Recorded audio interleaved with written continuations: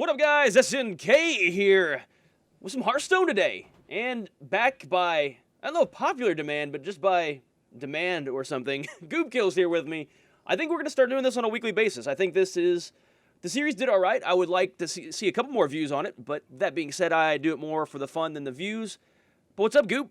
What's going on, man? Not a whole lot. Let's do our weekly arena here. I assume you're all right with making this like a weekly thing. But Yeah. I feel like I can get... And I don't know if those episodes that I did were cut a little too long. Maybe I could have thrown another game in there here and there, but we'll get that going in a direction that we see fit. But for now, what do we want to do? Yeah, my vote's for the Mage. I'm a pretty big fan of the Mage. But Pretty big fan of the Mage, huh?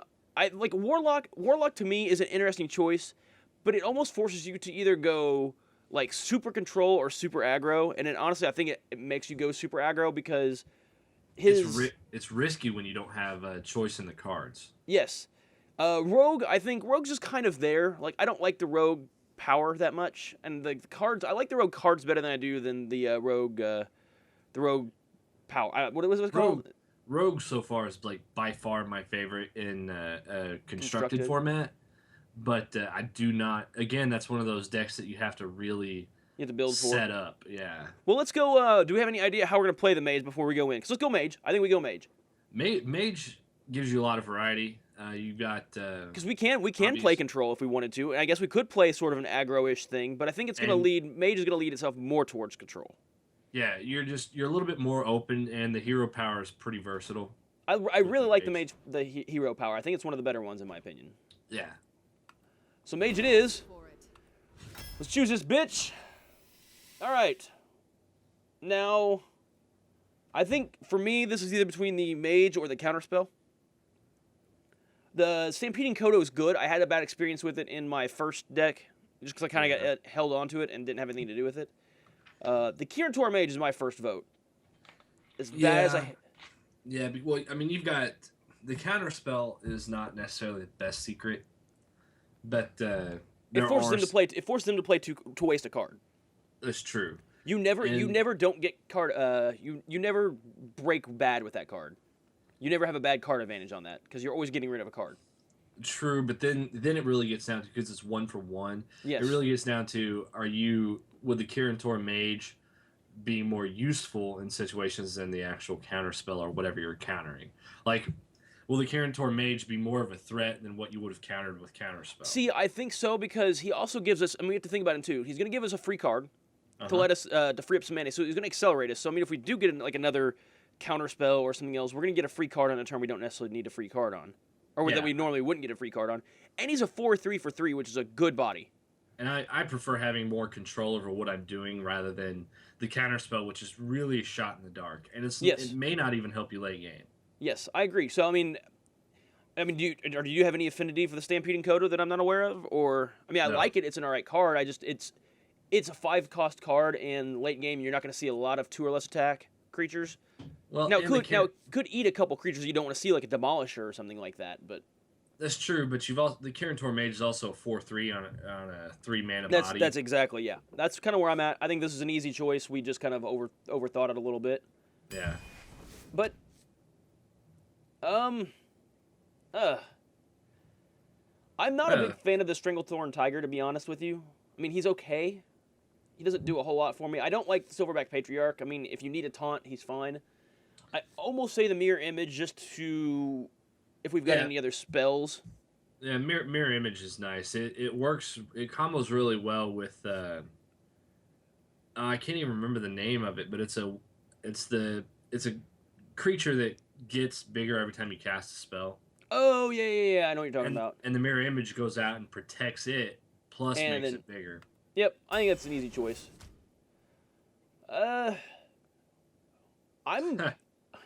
This is not a good... Like, the Razor Event Hunter's kind of where I'm at. Like... a 1/1... Like, the Bloodfin Raptor is not even on my list, because a 3/2 for 2 is not good because there's so many 3/2s for 2 that have abilities. The only thing he's got going for him is being a beast. In addition to that, we're not playing a hunter deck, so that we don't care. Right. Stormwind Champion is a great late game card. He would work well with our mirror images, I guess, if that became a thing. This is one of those. This is one of those pivotal choices because then you're going from aggro to control. Yeah, but I feel like either way that either of those, if we go with either of these creatures, it doesn't commit us necessarily to one either way, but it leads us in that way. And the thing about aggro with the mage is that in a lot of ways that the paladin didn't. The mage, you can rush early and then finish off with your fireball. That's true. So once you hit that wall, then you can kind of just say, okay, you lose because you have the direct damage to power through it. Yeah, so what do we want to do? I would say I'm a fan of aggro anyway. I would say go Razorfin Hunter. I think we do too, and that gives us more options anyway. It could be kind of a mid game card to kind of just stave off a little bit of damage, but we'll see what happens. Yeah. Got some rares here. You're definitely Azure Drake, without a question, is that card just screams mage. Yeah, it does. I mean, you get the one spell damage. I like the Ancient Mage a lot, but he requires on you having 2 other creatures out. That's my only. But he's also not card advantage either. No, Night Juggler's good, but I don't know that we're gonna go that way. Yeah, in this deck, he doesn't have as much synergy as he did in the other. Though I mean, keep in mind, whenever we do him, we could Mirror Image is gonna pop him twice. And, that's true, but and Razorfin would pop him twice. That's something to think about. It does become real situational there, and Azure Drake. It's also going to help you in the late game with the 4/4 body. I think Azure Drake. I'm almost playing devil's advocate here, pun not intended, but I think Azure Drake is probably our easy choice. Yeah, you really can't skip that one. Chewin Yeti. I mean. Yeah, the Frost Nova is nice, but it doesn't really do anything other than stall for one turn. Yeah, it just stalls. And if you're building a Frost Nova deck, I mean, if you're building a freeze deck, I think that would work. But we're drafting, so. Yeah, the Yeti. Wind Fury Harpy is good, and you have to deal with Wind Fury Harpy really soon. But I think if we're at 6 mana at this point and we're not already at board control, we're probably going to be losing anyway. So. And that's the thing about the Yeti. Apparently, you see it a lot with choices like that where it's just the Yeti's not like the most amazing card ever. And I mean, if you watch the videos, you would think that we're talking so great about it, but in the cards that you get choices with it, it's almost always the best. Yeah, and it's either between the Harpy or the Yeti. I think the Yeti's is going to run better in every situation. Yeah, easy. 4 mana, 4 damage, 5 health. It sticks around. I don't think we get another Mirror Image here because we don't really need it. No. It's not a threat. It just helps you. Helps you to kind of get further into your game. A 3/6 for 4 is a really good deal. Not to mention that. And a Cone of Cold is actually also a very good card. I would say go with the Water Elemental, just for the simple fact that, I mean, you have control over that freeze as well. Next turn, obviously, but he is threatening. We're kind of starting to lead early on. We're starting to lead towards mid game. I can already tell you. And I think that's fine. I think that's fair with a mage deck. I'm kind of on an Arcane Explosion. Voodoo Doctor doesn't even register here. I like the Farseer a lot, but we don't have anything to pump him. No, an Arcane Explosion, while it may not destroy everything, it will combo at least somewhat decently with your hero ability. Yep. And it might give you that 1 extra damage you need to trade creatures. So. Yep. I agree. Obviously, not going the Bloodsail Raider here. That would be a terrible idea. Yeah. We could go either way. I think Taunt might be the way to go here. Yeah, Shieldmast is an extremely good card, too. Yeah. You're losing 1 damage, but you're gaining Taunt. I think that's where we go. Yeah, it's going to be much more useful. I think that's what we do. Some more rares here. There's the Questing Adventure, which you were talking about. Yeah, honestly, Questing Adventure is one of those cards for 3 mana. You just can't pass up. And he's going to draw out a lot of hate. And if they leave him out at all, then he's going to be terrifying. Yeah. Blizzard is my other choice here. This guy I don't like at all. I know that there's like priests you can help him out and that kind of stuff, but I just don't. And he considers himself enraged already, so I don't know if you can do anything with that at all in a warrior deck. But Blizzard's not a bad card. It's just the damage is. It just feels like the damage is too low. Well, And they just nerfed it though. By the way, I don't know if you knew that or not. It used to what be was 5 it? mana. It used to be 5 mana. Well, then maybe they were doing something with it that I don't know yet. But I just don't like freeze all that much. It's good for stalling, I guess, but I I'm think not a Questing big fan. Adventure. I think Questing Adventures. Oh, epics. We actually got epics this time. Nice. Giants. Huh. This is one of the more interesting decisions we've had. Yeah. Mountain Giant. I don't think we go Mountain Giant. No, he forces you to hold shit in your hand, and you don't I want don't want to to do that. I don't want to do that. Molten Giant. I mean, he can come out late game. We can have him. He's gonna be pretty cheap late game theoretically if we're behind. But then again, if we're ahead, then he doesn't do anything for us. But the Faceless Manipulator, choose a minion and become a copy of it. Now, does that mean do we get their attack too? Yeah, you become the only thing you don't get whenever you become a copy of a minion is say that you copy a minion that has battle cry. The battle cry will not trigger. So basically, we choose something that's really high powered, and then we start punching people in the face. Yeah, the faceless manipulator is it's a really good card actually. I think that's what we do. 'Cause, I mean, that's a finisher for us because if let's say we've got our Chillin' Yeti out, and I mean just picking our own creature that we're gonna have, and then we need at 4 extra damage, we play faceless manipulator, choose our Chillin' Yeti, we become that, and then we hit him for 4. Right, and I mean you can always hold it for say that if you're ahead and they have a trump card, you're like no motherfucker, faceless manipulator. Now I've got that too. And it's you personally, not faceless manipulator, but it's you personally become a copy of that card, correct? No. The faceless manipulator becomes a copy of it. Okay, I thought it was saying that we become a copy of that, like that our No. Jaina becomes. No, Okay. no. The face it basically. I can't. I don't know what to compare. Like an illusion in Magic. Okay. That's fine. No, I like that. I like that.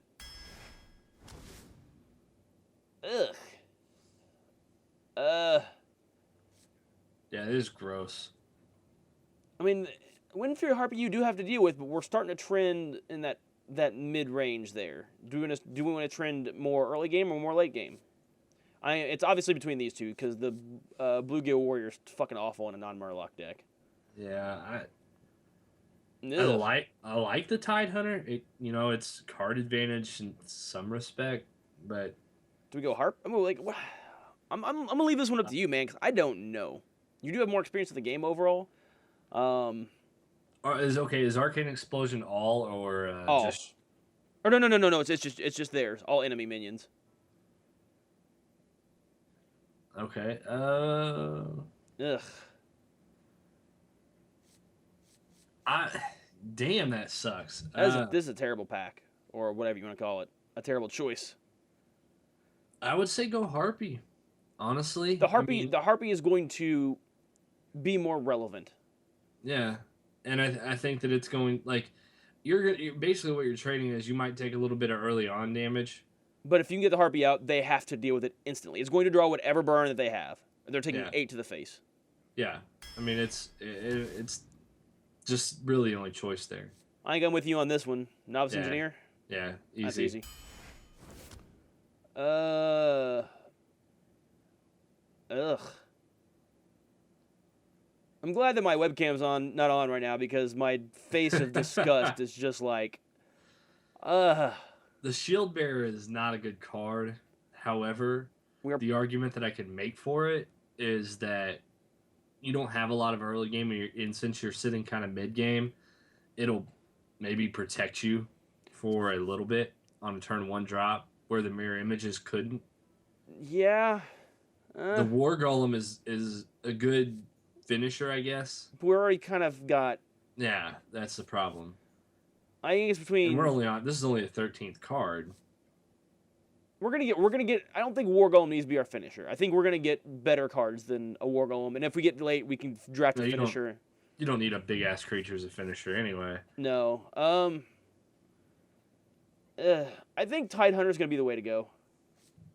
Yeah, I don't think we have at this point we have nothing that we have to protect that early.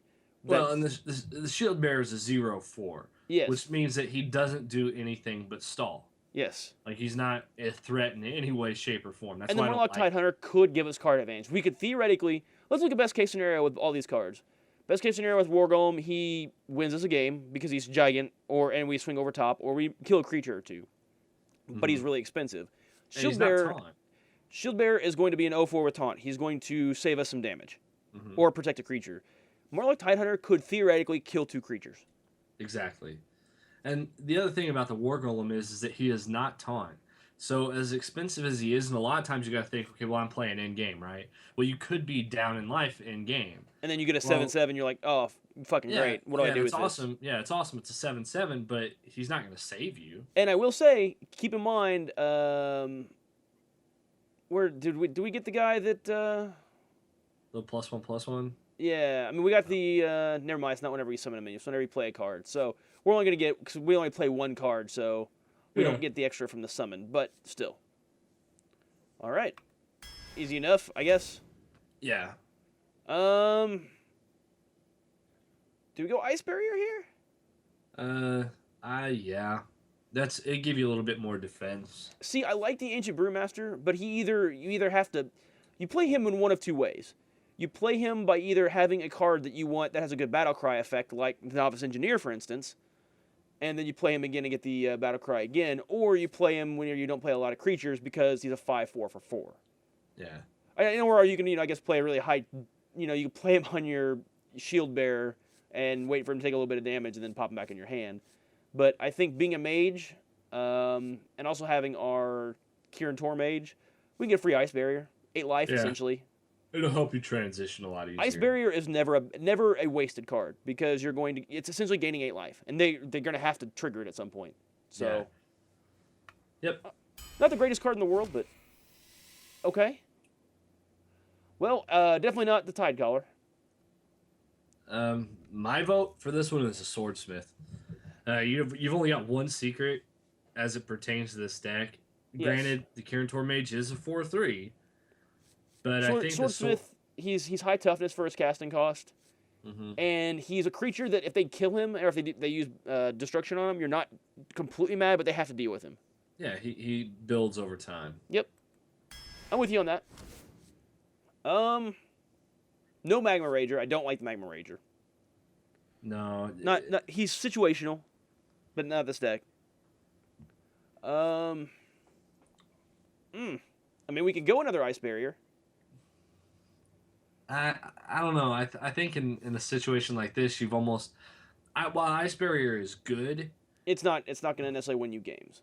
Well, no, it just buys you more time. The Iron for a Grizzly kind of does both. I like the Iron for Grizzly. I think a little underrated of a card, to be honest. A 3/3 for 3 with taunt. I'm okay with that because he's gonna kill a creature. Yeah, and that's the thing. He may trade for 1, and possibly if he trades for 2 cards, Even better. yeah. And he's also gonna keep creatures that you want out there. So, and he also and if you get him late game, he's still a creature with taunt that you may be able to buy yourself a turn late game. Fireball. Yeah. Fireball. All day, every day. Yep.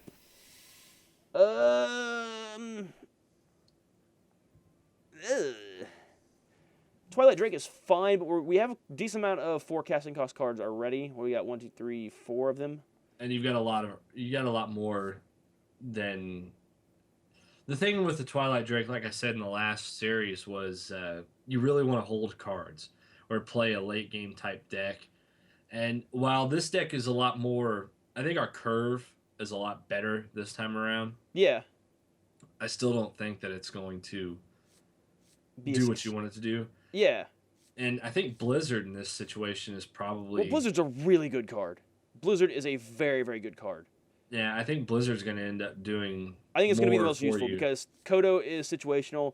Here's the thing how you have to look at Twilight Drake. If you're going to play Twilight Drake, in order to get him better than Archillan Yeti, you have to have 4 cards in your hand after you play him.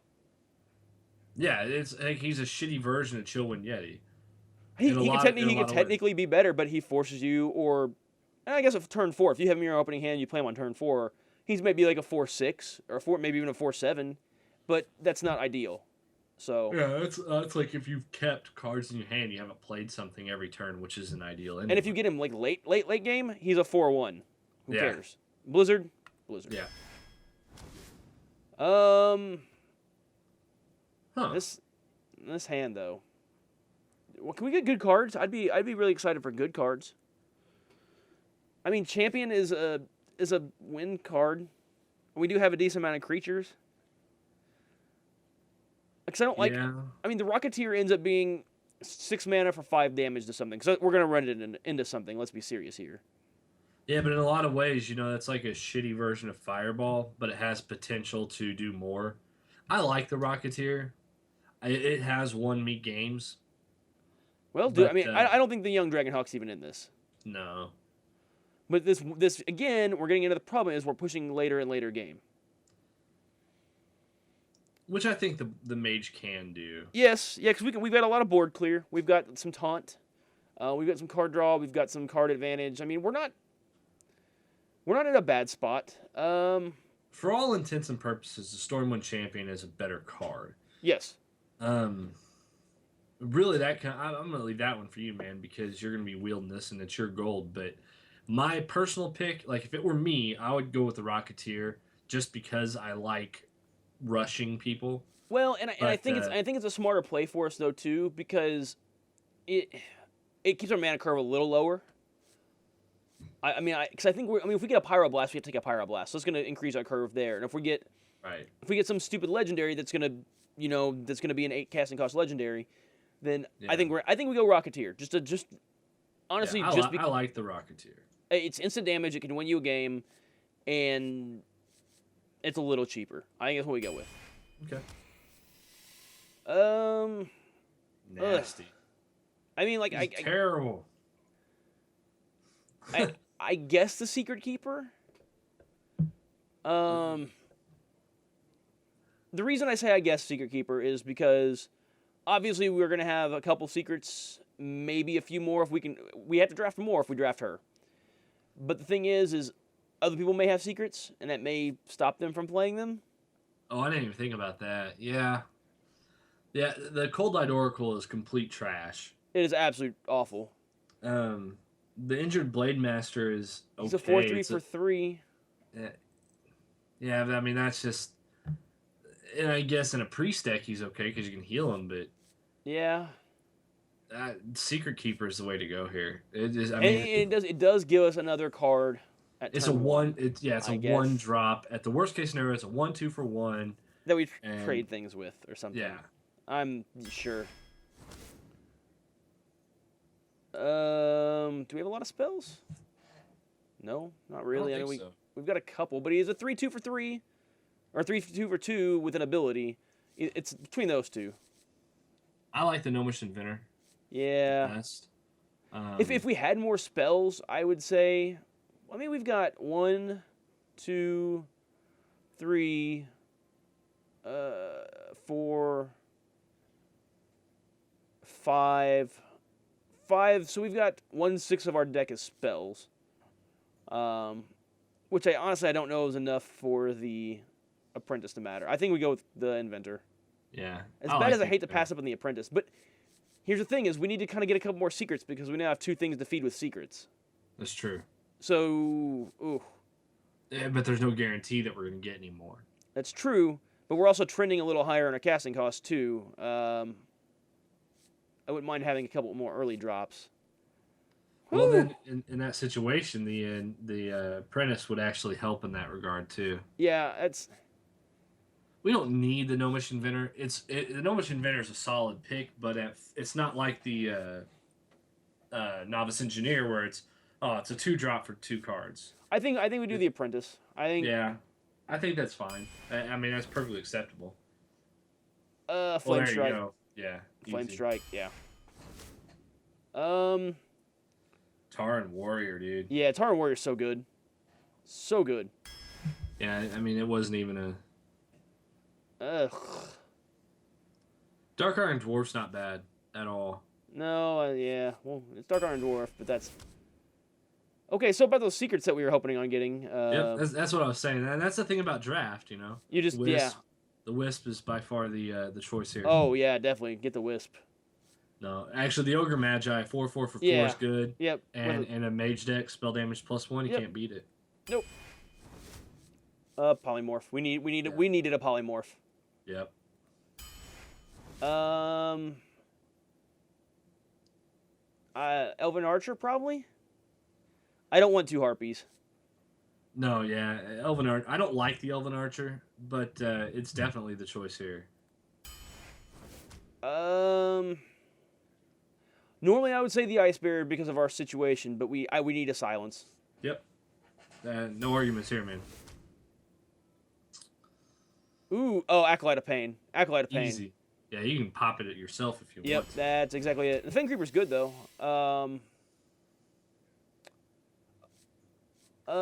Cobra and Ice Emperor. Juggler. And Cobra. Yeah. Cobra can knock away big ass stuff. Not the best. I like our Paladin deck way more. Yeah, this one. I don't know. I don't. We didn't. To be fair, we didn't think we were gonna do well with the Paladin deck, and we did. Yeah, but I in retrospect, I feel better about the cards that I don't like in this deck. I don't like the Secret Keeper. no. I'm They're not super excited about the Sorcerer's Apprentice. There were a lot of things that we ended up getting that. Again, that comes down to RNG. Yeah. I mean, you get cards like the best card was something that deals with secrets, and you get to pick from 3-4 secrets the whole game, none of which were a vaporize. Yeah. Or whatever we passed on a counterspell, and that was it. So, but our curve isn't bad. We don't have a lot of late game cards, but we're gonna basically turn 5 or turn 6 is gonna be kind of our sweet spot, I think. Yeah. Because we're gonna have a lot of carryover from our turn 3 and 4 that we're gonna be able to play here. So, well, let's see how it works. Let's see how this goes. I'm